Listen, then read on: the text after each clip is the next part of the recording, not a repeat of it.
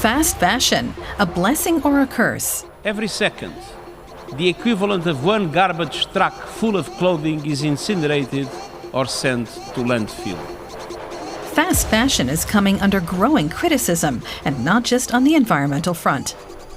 En l'espace de 2 ans, over the last 2 years, the likes of Shein and Temu have destroyed almost 13,000 jobs in France. Notre objectif est simple. Il est en France désormais de faire interdire We want to see those brands banned here, so that French and other European suppliers can become more creative, more innovative, and more sustainable. France is planning to introduce an anti-fast fashion law, which, in addition to establishing a legal definition of the business model, will also introduce fines and potentially even an outright ban on advertising for fast fashion. But first, there's that tricky issue, for textile traders here in Germany too, of exactly what qualifies as fast fashion. That's the biggest problem, the lack of a definition. In the fashion sector, at least, we don't even have a definition of sustainable. For me, fast fashion is not synonymous with disposable fashion.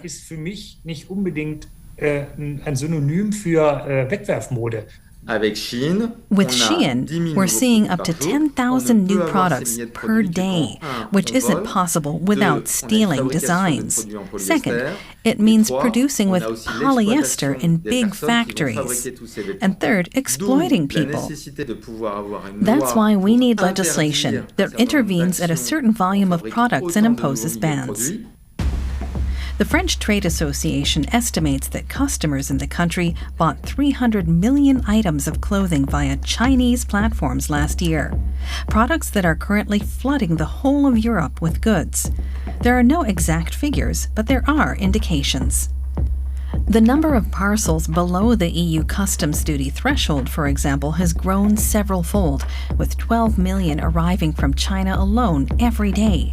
Nobody knows how many contain clothes, as only the customers get to look inside. Some of the unpacking videos posted by them are then used by Shein, with its 36 million followers, a nice boost for budding influencers and their reach, and for the company, free advertising. But resistance is growing across the EU. We have submitted a complaint together with the 25 consumer organizations against fast fashion company Shein for their use of deceptive design techniques, also called dark patterns.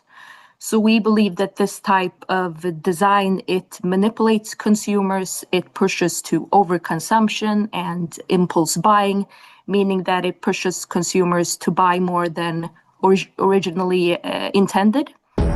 And on the environmental front, the EU is definitely buying too much clothing, 19 kilos a year per capita, producing masses of CO2 and consuming too much water. It's hoped the EU's eco-design regulation from 2024 will change things. It requires all products sold in Europe to be durable, repairable, and recyclable. And their production should use a minimum of resources and produce as little CO2 as possible. The only problem is that the specific requirements for textiles are only just being drawn up, and that can take time.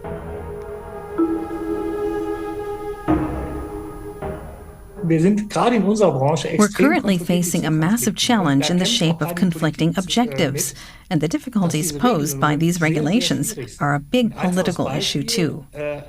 One simple example, some say that sustainable products are those that last the longest, but that would mean all clothing being made of polyester because it's so durable.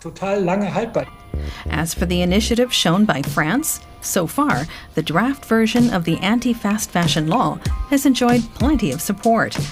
But it won't be adopted until the fall at the earliest, and it's still not clear whether its various requirements are compatible with EU law.